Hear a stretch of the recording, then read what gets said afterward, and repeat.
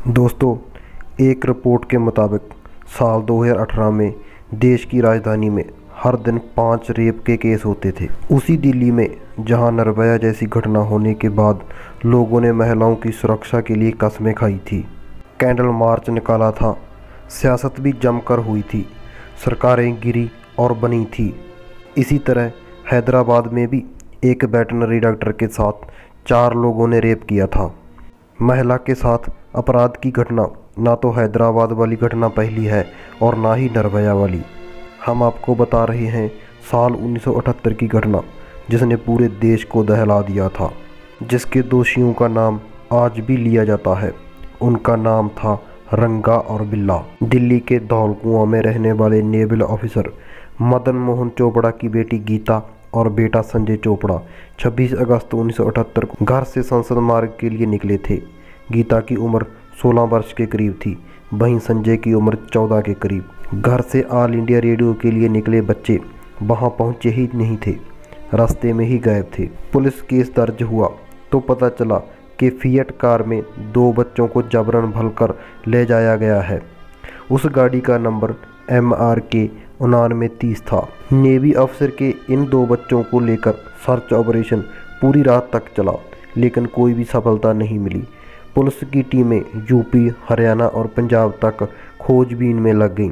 29 अगस्त को एक चरवाहे को एक लड़की की लाश मिली। ये गीता की लाश थी, जो सड़क से करीब 5 मीटर की दूरी पर पड़ी थी।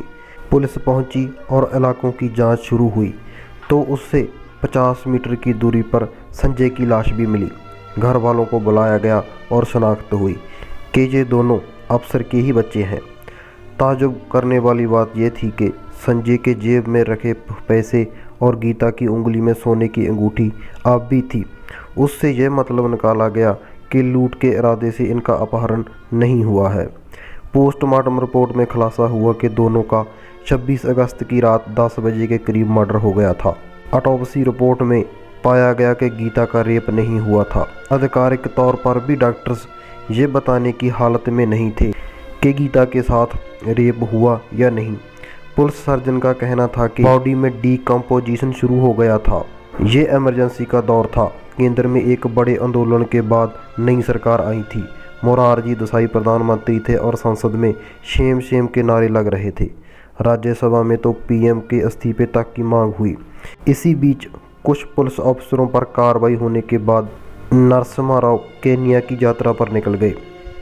31 अगस्त को पुलिस को फिएट कार भी मिल गई।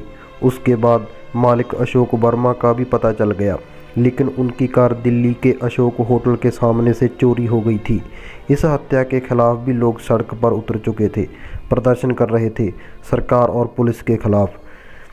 पुलिस के साथ समस्या ये थी कि वे हत्या के पीछे के कारणों को नहीं जान पा रहे थे।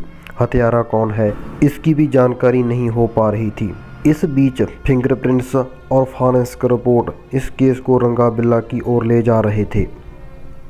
रंगा मतलब कुलजीत सिंह, बिल्ला मतलब जसवीर सिंह।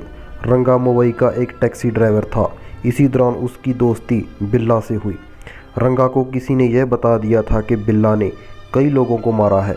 बस यहीं से दोनों जुर्म की दुनिया में उतर गए।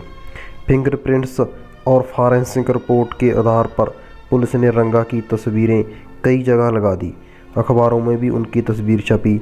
सड़क से लेकर रेलवे स्टेशन तक पुलिस सादी वर्दी में उनकी तलाश कर रही थी।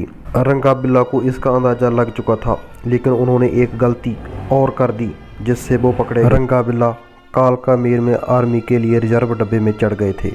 2 सैनिकों ने उनसे पूछताछ की तो वो दोनों उनसे भिड़ गए। इस बीच एक जवान ने इन दोनों को पहचान लिया। उसने तुरंत वो पेपर निकाला जिसमें इनकी तस्वीर छपी थी। पहचान होते ही दोनों को पकड़ दिया गया। इसके बाद उन्हें पुलिस को सौंप दिया गया। पुलिस पूछताछ में उन्होंने धीरे धीरे सारी जानकारी दी। बयान के आधार पर DNA सबूत जुटाए गए। सेशन कोर्ट ने इन्हें फांसी की सजा दी। इसके बाद हाई कोर्ट ने भी सेशन कोर्ट के फैसले पर मोहर लगा दी। मामला सुप्रीम कोर्ट में पहुंचा, लेकिन वहां से भी उन्हें कोई राहत नहीं मिली। वहीं उन दोनों बहादुर बच्चों के नाम पर आज भी ब्रेवरी अवार्ड दिया जाता है। जब रंगा और बिल्ला को फांसी दी गई, इसी के बीच एक ऐसी घटना भी हुई जो भारत के इतिहास में अब तक पहली बार हुई है। फांसी देने के कुछ समय बाद बिल्ला की तो मृत्यु हो गई थी, लेकिन रंगा की नब्ज अभी भी चल रही थी।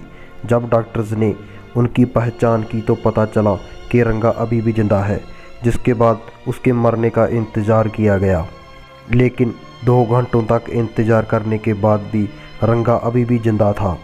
डॉक्टर्स के अनुसार रंगा के शरीर का वजन बहुत कम था। इससे हुआ यह कि उसका गला फंदे से पूरी तरह से घुटा नहीं था, इसीलिए उसकी सांस अभी भी चल रही थी। इसके बाद जेल प्रशासन ने एक आदमी को रंगा की टांगों को खींचने के लिए कहा, जिसके बाद उसकी टांगों को खींचकर उसे फांसी दी गई।